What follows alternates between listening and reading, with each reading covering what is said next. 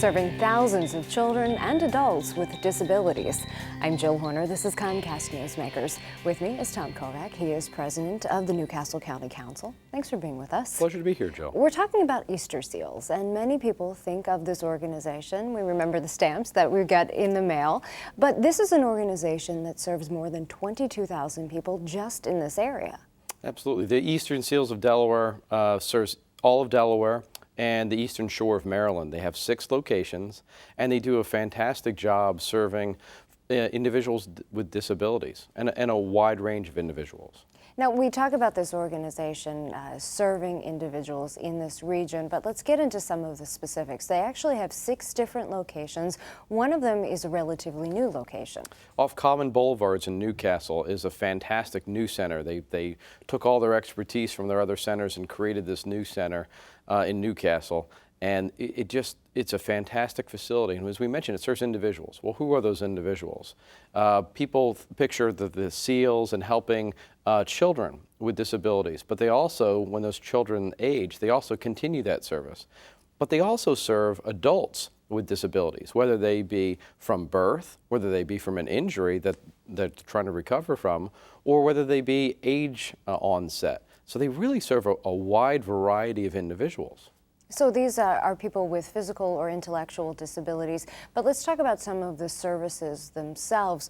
They offer speech therapy, physical therapy, occupational therapy, a wide array of services. Yeah, again, we're trying to get the word out that they're not just serving their what would be a fantastic mission of serving kids. They help the kids not only with physical disabilities, but then speech development. And then again, adults. Sometimes adults either have age onset issues or get into accidents or have injuries, short-term or long-term, and they help those adults or children cope with speech therapy. They have occupational therapy. As you mentioned, physical therapy was one of the things they focused early on, but they run the whole range of therapies, helping people deal with, cope with, and sometimes recover from both intellectual and physical disabilities. Now, it takes many people to make these services possible. Easter Seals is actually a nonprofit organization. Many people will get involved through donations, but elected officials actually get involved in a variety of different ways as well. One of the ways is through a yearly bartending challenge. Talk to us a little bit about how this works. Well,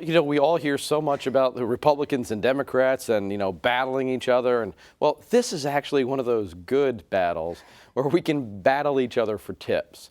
And so to promote the Easter Seals, both their annual fundraiser, which is their volleyball tournament, we do a pre-tournament bartending session. So you have Republican representatives and council presidents and candidates against Democratic candidates and elected officials. The governor stops by. I mean, it's a fantastic, fun event, and you have raising the awareness of Easter Seals. And then you have some of the people that receive that treatment stop into that event. Again, all that's a precursor to their annual volleyball event. So you compete for tips. So we compete for tips. We battle ferociously for tips. All right, instead of votes in that case. Now, that is all a precursor to the annual volleyball tournament, and this is actually a tie at this point? It is. It's a real serious issue. I'm not sure, that we have, guarded practices, no cameras are allowed. No, it's a fun event.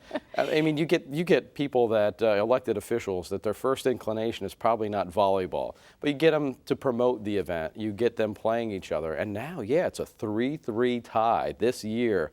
So this year will determine whose name is etched on that trophy just one more time. So it's going to be a pretty fierce battle. Again, all our elected officials participate. I mean, the retired elected officials, Castle's played for years. Tom Carper's attended. The governor will stop by.